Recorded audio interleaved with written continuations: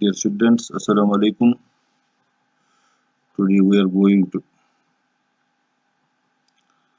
discuss the motion in a plane. This is for class 11th and this is from kinematics.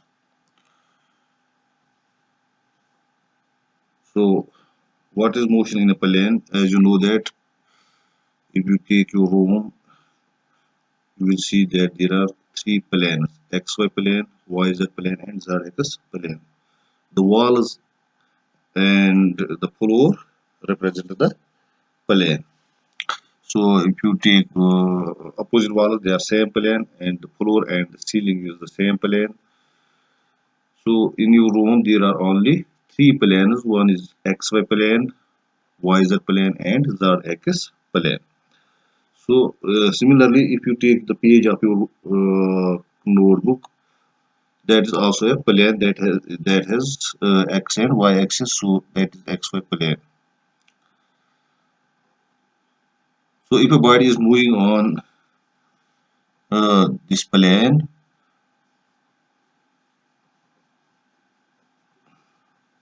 we call it motion in a plane. Motion in plane is also known as motion in two dimensions because two dimensions forms a plane, xy plane as I told you, or yz plane or zx plane, and only two out of three coordinates x, y, and z change. So if the only two out of the three coordinates x, y, or yz or zx change, then we call that motion as motion in a plane. Now, let me take up another topic, that is projectile. A body which, after having been given an initial velocity, is allowed to move freely under the action of gravity alone is called a projectile. It is also known as a ballistic missile. For example, if you pick up a stone and throw it in air horizontally, this will become a projectile. The stone will become a projectile. It will move under the action of gravity alone. Only gravity acts on it and it will fall down on the surface of Earth. So the stone which you throw in horizontal direction becomes a projectile. Few examples of projectile are a bomb released from an aeroplane. If you see that the aeroplane is moving in the horizontal direction, when you throw it, the bomb falls on the surface of the Earth in an elliptical and forming an elliptical path. So it is an example of projectile or ballistic missile. A bullet fired from a rifle. If you fire a bullet from a rifle, the rifle will also act as the bullet will also act as a projectile or a ballistic missile. Similarly, a piece of stone thrown in any direction, a javelin, as you have seen in athletics, a javelin thrown by an athlete. That javelin also, that is a kind of stone, heavy stone or roller stone, and he first rolls himself around and then throws it. That javelin also becomes a ballistic missile. Similarly, a jet of water issuing from a hole near the bottom of a water tank, that will be also an example of ballistic missile or projectile. So these were a few examples of this projectile. The path traversed by a projectile is called its trajectory. The path followed by this bullet or javelin or a stone, whatever you call it, the path followed by it is called its trajectory. When a projectile is thrown horizontally, its trajectory is a parabola. You can see it from the graph also, or you can see it yourself. Now let me explain this projectile motion by a graphical method.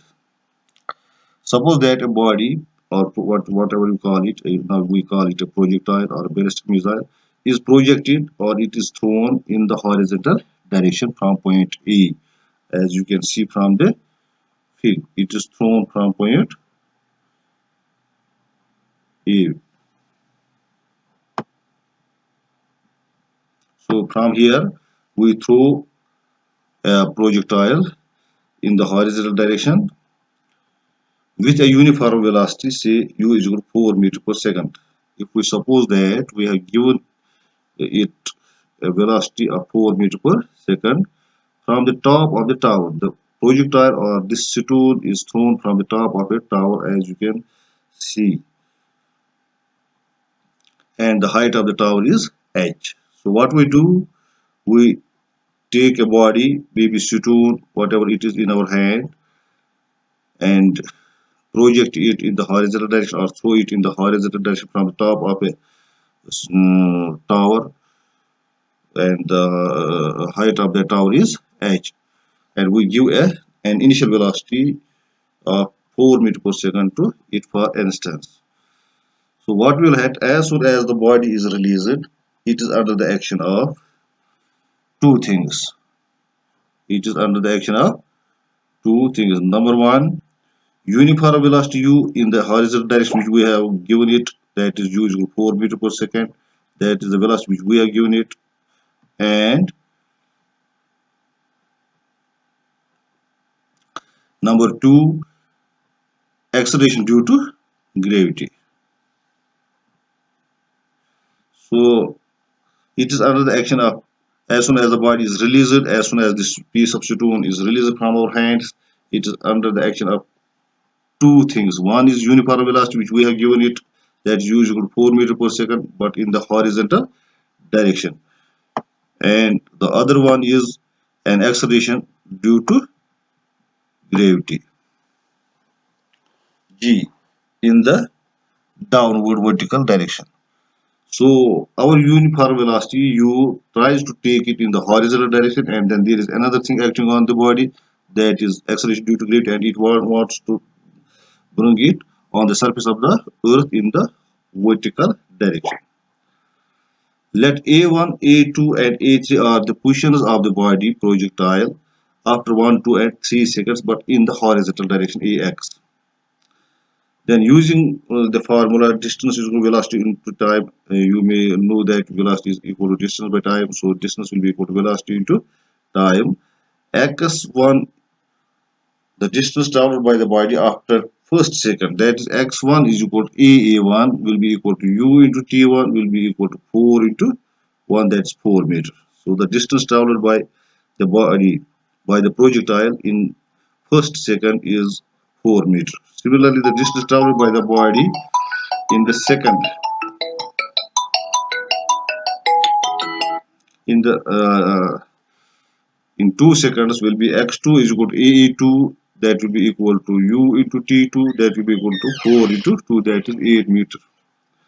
And x3 will be equal to ae3, that is u into t3, that is 4 into 3, that will be 12 meters. The initial velocity of the body projectile in the downward direction is 0, because we have thrown it in the horizontal direction, so its initial velocity in the downward direction is 0, that is u is equal to 0. Again, let B1, B2 and B3 are the positions of the body in the downward direction after 1, 2 and 3 seconds respectively. Then using the relation, as you know, S is equal to ut plus 1 by 2 at square.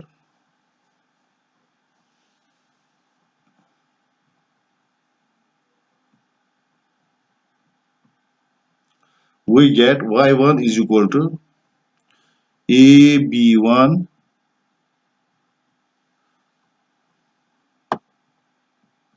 y1 is equal to AB1, that will be equal to ut1 plus 1 by 2 gt1 square. Since u is 0, so it will be 0 into 1 plus 1 by 2 into 9.8 into 1, so that is equal to 4.9 meter. So the distance traveled by the projectile in the vertical direction in first second, that is in 1 second, is 4.9 meter. Similarly, the distance traveled by the projectile in 2 seconds will be y2 is equal to AB2, and that will be equal to ut2 plus 1 by 2 gt2 square, that will be equal to 0 into 2 plus 1 by 2 into 9.8 into 2 whole square, and the distance y2 will ultimately become equal to 19.6 meter. Similarly, y3 distance traveled by the projectile in the vertical direction in 3 seconds will be 44.1 meter. You can calculate it yourself. Now, when we plot a graph between x and y as shown, as we saw, distance traveled by the projectile in the horizontal in first second is 4 meters and in vertical direction it is 4.9 meters. Similarly, the distance traveled by the body in the horizontal direction in 2 seconds is 8 meters, whereas in the vertical direction it is 19.6 meters. Similarly, in 3 seconds it is 12 meters in the horizontal direction and 44.1 meters in the vertical direction. So you can draw yourself when we draw a graph. When we draw a graph, the graph is like this. This is the graph between x and y, and you can see from the graph the graph is a parabola. So the path followed by a projectile, or what we call it, the trajectory of a projectile, is a parabola.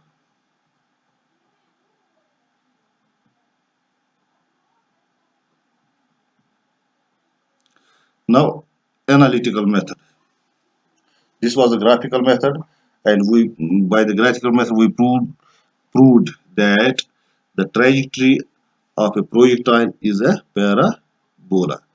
Now we have to prove it analytically that the trajectory of a projectile, or what we call it a ballistic missile, is a parabola. So how we can prove it?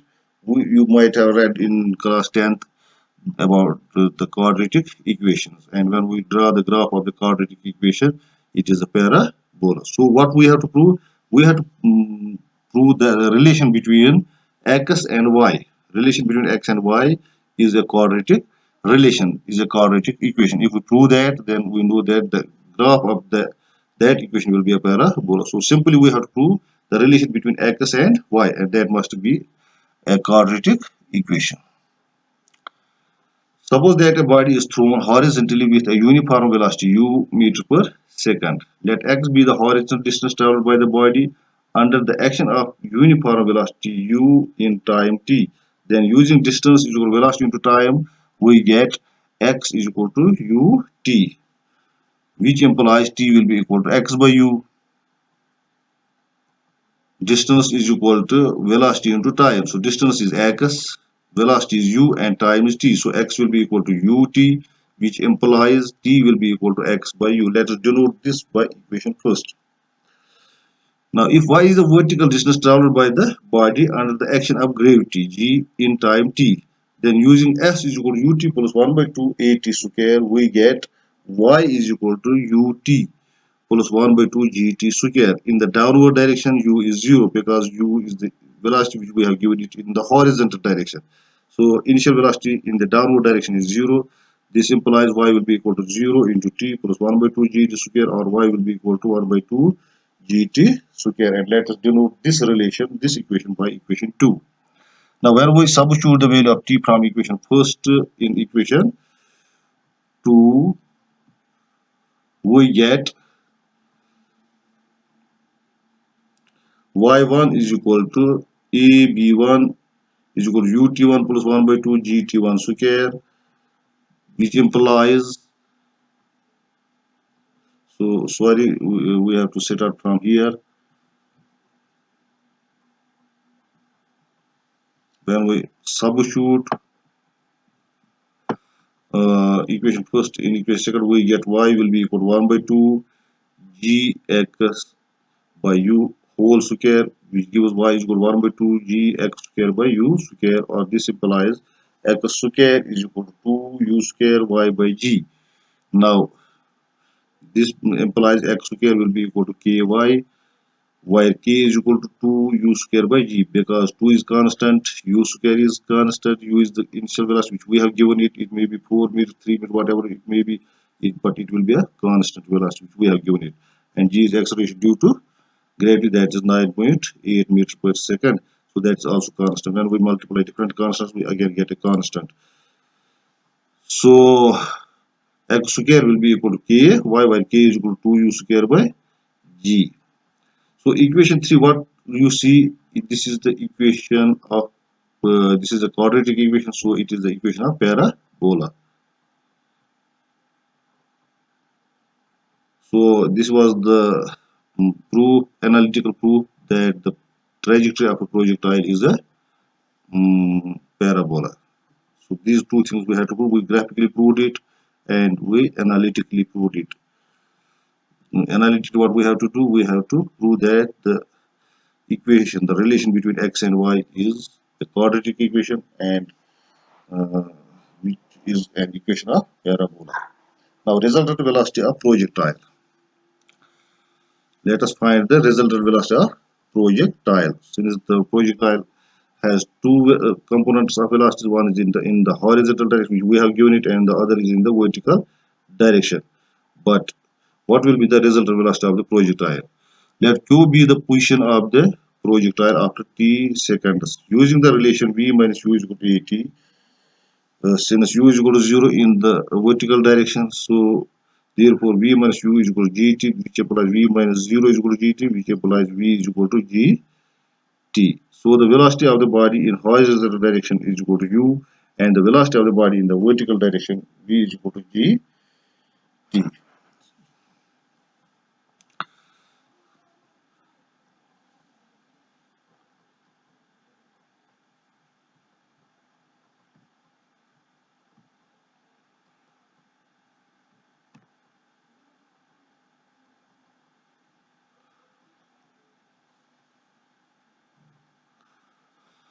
So what we do, we use this relation as in vectors.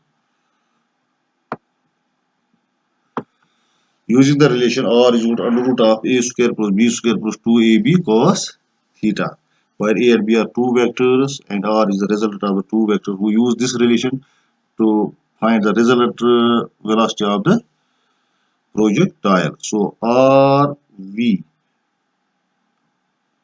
will be equal to u square plus v square. Rv is the resultant velocity. Remember this thing. Rv is the resultant velocity. It will be equal to u square is one vector which is in the horizontal direction, and v square is another vector which is in the vertical direction. So it will be u square plus v square plus 2ub cos theta. Since theta is equal to 0, we get rv is equal to under root of v square plus u square plus v square plus 2ub cos 90. Cos 90 is 0. So rv will be equal to under root of u square plus v square, which implies rv will be equal to u square plus gt whole square. So this is the resultant velocity. We know the velocity, we know the value of g, that's constant, that's 9.8, and we know the value of u, that is initial velocity which we have given to the projectile, and t is the time. After 2 seconds, after 3 seconds, we can find the, suppose if you want to find the velocity, the resultant velocity of the projectile after 3 seconds, so you have to substitute the 3 for, substitute 3, the value of t as 3. Now the direction of r is given by, we know the direction of the resultant r is given by tan beta is equal to v by u. That will be tan beta is equal to, actually the formula is tan beta is equal to b cos b sine theta, but by a plus b cos theta. Since theta is 90, so it will be v sine 90 divided by u plus v sine 90. So sine 90 is 1, so it will be v by u plus 0, because cos 90 is 0. So tan beta will be equal to v by u, or tan beta is equal to, when we substitute gt for v, we get tan beta is equal to gt by u. This is the direction of the resultant velocity of the projectile. So tomorrow we will discuss projectile when it is projected from the ground. Today we discuss when projectile is projected or thrown from certain height. But tomorrow we will discuss the projectile when it is thrown from the surface of the ground, surface of the earth. Inshallah. See you tomorrow. Thank you.